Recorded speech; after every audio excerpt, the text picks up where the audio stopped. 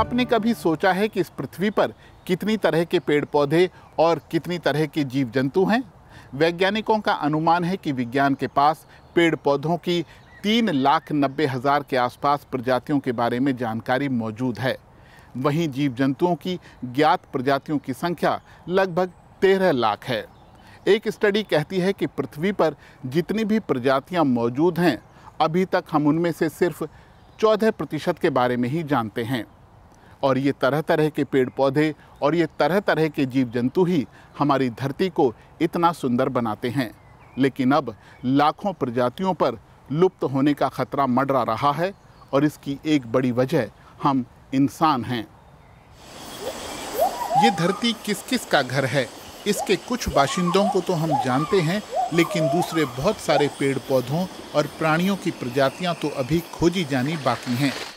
इंसान ने तो पृथ्वी पर मौजूद अनुमानित 80 लाख प्रजातियों में से अभी बस कुछ का ही अध्ययन किया है। इनमें से 10 लाख प्रजातियों पर तो लुप्त होने का खतरा मंडराने लगा है। इसका मुख्य कारण है बसेरे खत्म होना, प्रदूषण और जलवायु परिवर्तन। प्रजातियां बहुत तेजी से मर रही हैं। ये हमारी धरती के लिए खतरनाक है और हम इंसानों के लिए भी। लेकिन प्रजातियों को बचाने की हमारी कोशिशें कितनी कामयाब हैं?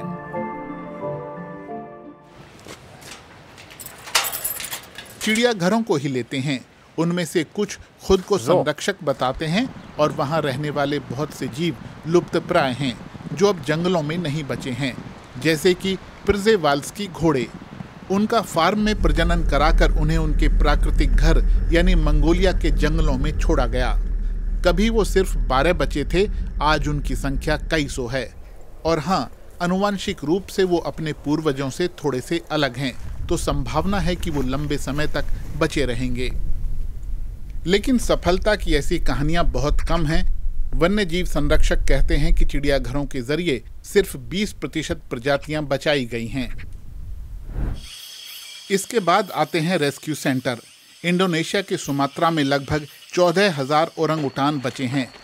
पिछली सदी के शुरू में उनकी संख्या इससे 6 गुनी ज्यादा थी। जैसे जैसे वर्षावन खत्म होते गए, ये बड़े वानर भी गायब होते गए।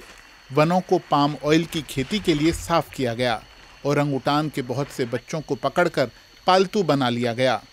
अब जंगल स्कूल में वो सीख रहे हैं कि जो भी वर्षावन बचे हैं उनमें वो कैसे रह सकते हैं।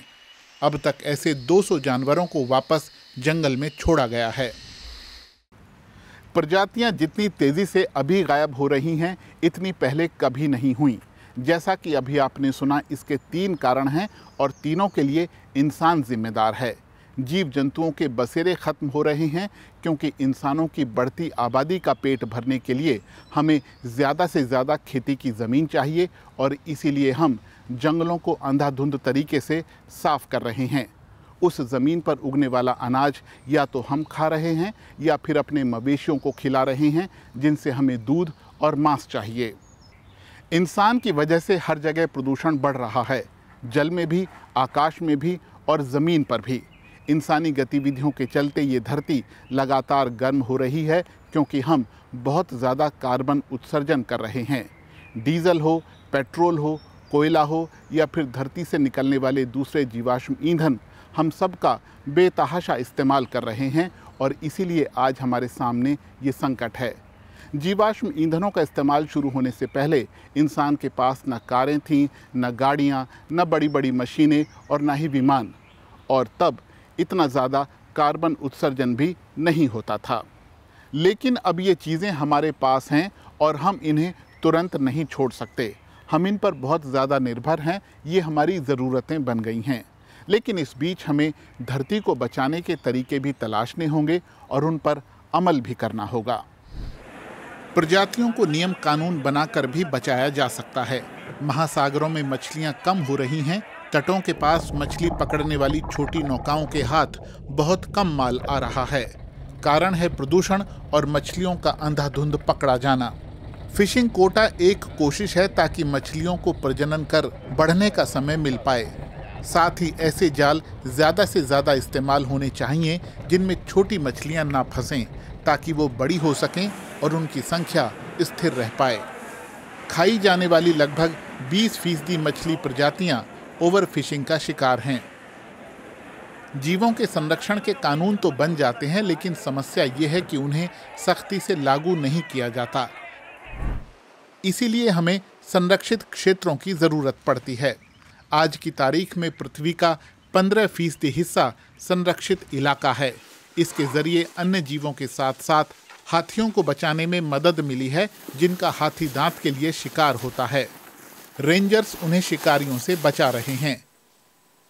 ऐसी जगहों पर दूसरे जानवर भी इंसानी दखल से सुरक्षित रह पाते हैं। लेकिन कुछ अभयारण्यों में हाथियों की आबादी इतनी तेजी से बढ़ी है कि वो समस्या बनने लगे हैं।